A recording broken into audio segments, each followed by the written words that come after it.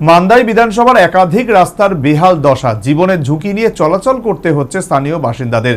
ক্ষোভের সঞ্চার স্থানীয় বাসিন্দাদের মধ্যে, তবে শীঘ্রই রাস্তা সংস্কারের আশ্বাস স্থানীয় বিধায়িকার।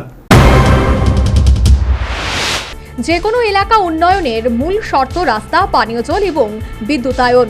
আর এই উদ্দেশ্যে বিভিন্ন জমানায় মানুষের দাবিকে মান্যতা দিয়ে রাস্তাঘাট সহ মানুষের মৌলিক চাহিদা পূরণে সচেষ্ট সরকার।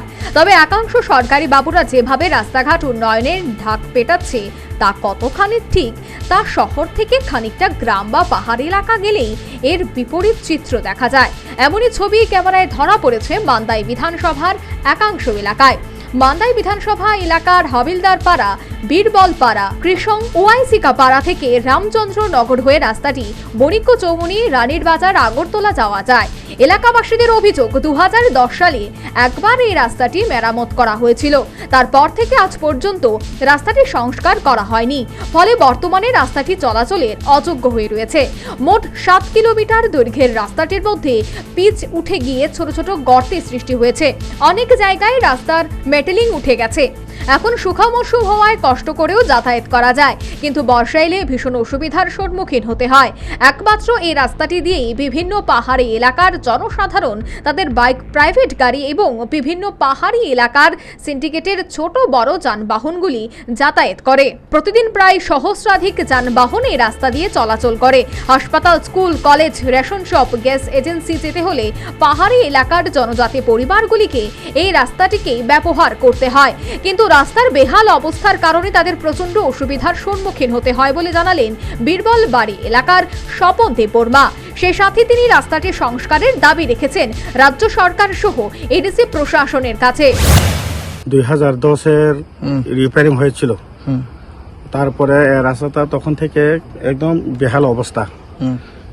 কারণ এই রাস্তা, কারণ লোকজন হাবিলার বাড়ি, লেফুঙ্গা, বীরবল বাড়ি, কৃষং এই রাস্তা দিয়ে আমরা চলাফেরা আসা যাওয়া করে। তো এই রাস্তা খারাপের কারণে আমরা আইতে যাইতে খুব অসুবিধা হয়। কারণ স্কুল, আমার নিজের বাচ্চা স্কুল পড়ে কার্মেল ইংলিশ মিডিয়াম বনকো চমনি, আমার গ্রাম হচ্ছে বীরবল বাড়ি। আগে বনকো চমনি যাইতে মনে করো 10 মিনিট লাগে, এখন আধা ঘন্টার মতো টাইমটা অ্যাডভান্স আমরা বাড়ি থেকে আউন লাগে। তো এই রাস্তার এটা হচ্ছে রামচন্দ্রনগর মান্দাই কনস্টিটিউশন এরিয়া পরে। তো আমি রিকোয়েস্ট করতে চাই রাজ্য সরকার এবং বর্তমান আমরা বিধানসভার যে প্রার্থী ম্যাডাম স্বপ্না ম্যাডামকে আমি বলতে চাই এই রাস্তাগুলি তাড়াতাড়ি অতি সঠিক। সংশ্লিষ্ট রাস্তাটি দিয়ে স্থানীয় বাসিন্দাদের যাতায়াতের সমস্যার বিষয়টি অকপটে স্বীকার করে নিয়েছে এলাকার বিধায়িকা স্বপ্না দেববর্মা।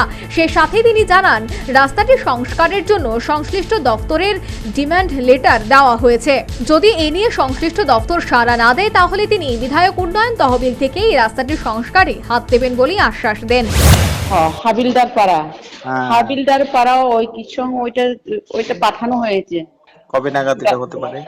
দেখি কি করা যায়, যদি স্যাংশন হয়ে আসে তাহলে তো হইব, যদি না আসে তো আমি আমার পেট দিয়ে দেখবো, এমএলএ পেট দিয়ে।